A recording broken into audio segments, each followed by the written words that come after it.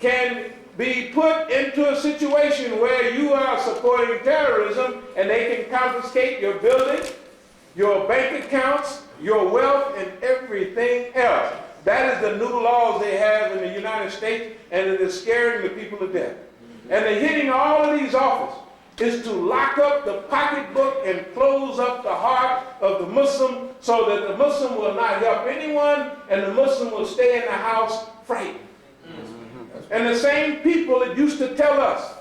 Now, think about a poor brother like Dr. Iqbal Yunus. He's been the General Secretary of ISNA. He has been around since time immemorial. And he have never said, you can't find a program you've been to where he muttered a word against America or anything else revolutionary. But then they come to his house and they handcuff his wife, which if his wife is the same age he is, then she's elderly. They doing our brothers the same way they've been doing us all along. Now they begin to realize, wait a minute, you know, maybe those people are right. You see? And that's the positive aspect of this situation that's going on right now, is that maybe we can do a prayer that the Muslims, I won't mention all the names, Taha Alawani, just read these are nice people, but they haven't said a word, they haven't had a program over the years, not one smidgen, not one word that could be classified as revolutionary or as related to terrorism. Now this axis of evil as we move toward a close. You know, in World War II, they called Germany, Japan, and Italy the Axis power. You know, so George Bush is gathering this stuff from his father, the axis of evil. Check it out. Weapons of mass destruction. Now, if Iraq, Iran, or anyone else wants to develop a firecracker, check it out, or a missile that might shoot a block or two, or firewood, they call that weapons of mass destruction. Check it out. Right? The United States is mothballing weapons that the tonnage of weapons are like from the days of MAD. Remember MAD, mutually assured destruction. That is the policy that the United States and the Soviet Union had with each other. That if you mess with us, you might hit us a quick strike, but while your stuff is on the way, we're going to meet yours in the midair and we're going to destroy you too. And they have bombs, like a 50 megaton bomb is a bomb that has a fireball of 5 square miles. I'm not talking about the destruction and the wind and the heat. I'm talking about pure fire. 5 square miles. It's a 50 megaton bomb. A 100 megaton bomb has a 10 mile. The circumference of the fireball is 10 miles of pure fire.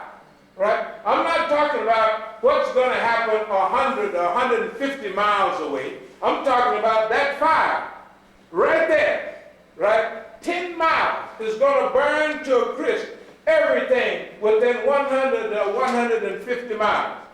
And the radiation is going to kill people within the next 200 miles, you see? And they don't call that weapons of mass destruction.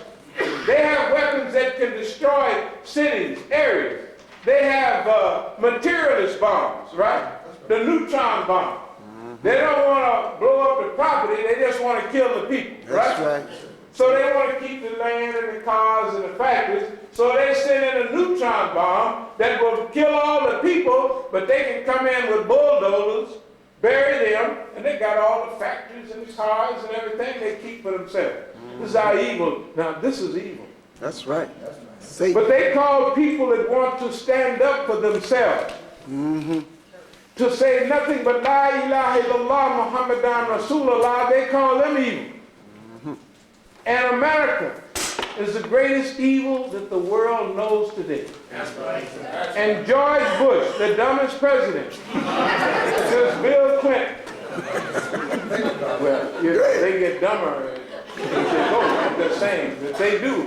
Have you noticed the decline that they get, the dumbing down of the president?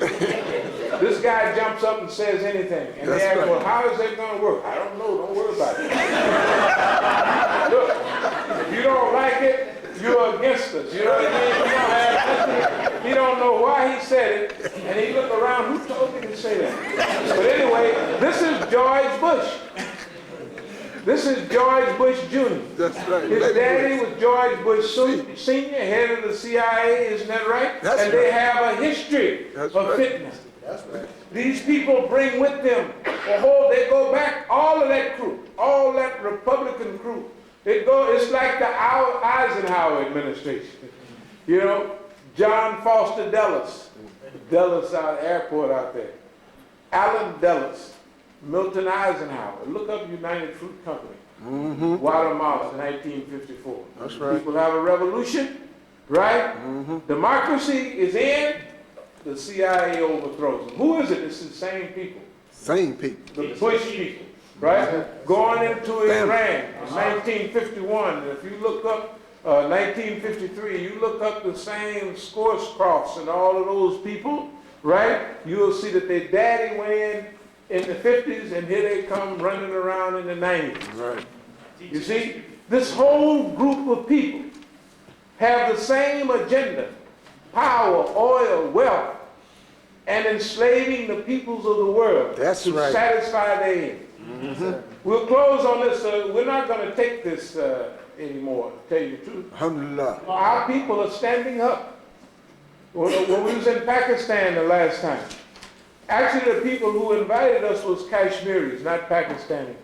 And they took us all around, and we went up near the border, and that's where you see more Kashmiris, the Hindu Kush mountains and all that. And you see a certain type of commitment in the people, that they want their identity back, they want their property back, they want their land back. And they're fighting the so-called biggest democracy in the world. This Indian democracy, this Indian fitness. And guess what?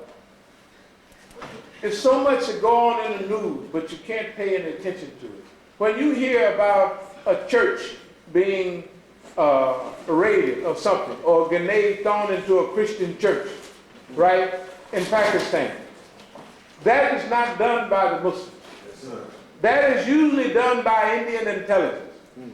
When you hear of a Shia mosque or a Sunni mosque being raided or bombed, the first raids are usually done by an Indian intelligence. They do it, then they back up.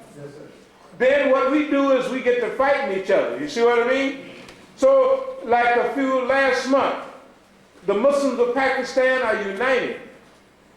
See, because Pakistan was on the verge of civil war, just like Palestine 2 months ago was on the verge of civil war almost, because you have the stooges, Yasser Arafat, and you have the believers who want to please Allah.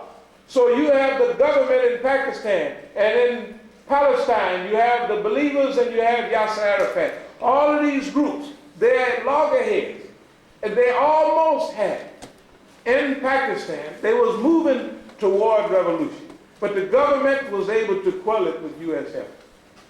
And in Palestine, great news. You don't hear the people fighting each other anymore.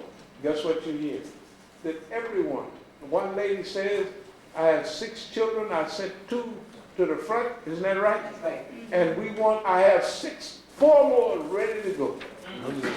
You know, usually your mothers tell you to hold back. That's right. In Kashmir, years ago, the sister, Aisha Sadiqa, she spent a lot of time in Indian jails. She told the people, the mothers, do not hold your husbands back from jihad. Do not hold your children back from jihad. All right. Send them out in the way of Allah. Allow them the opportunity to achieve martyrdom. We want to close with this. In America, we have to get that attitude back. That's right. Cool. Remember how That's right. enthusiastic black people was in the 60s and the 70s?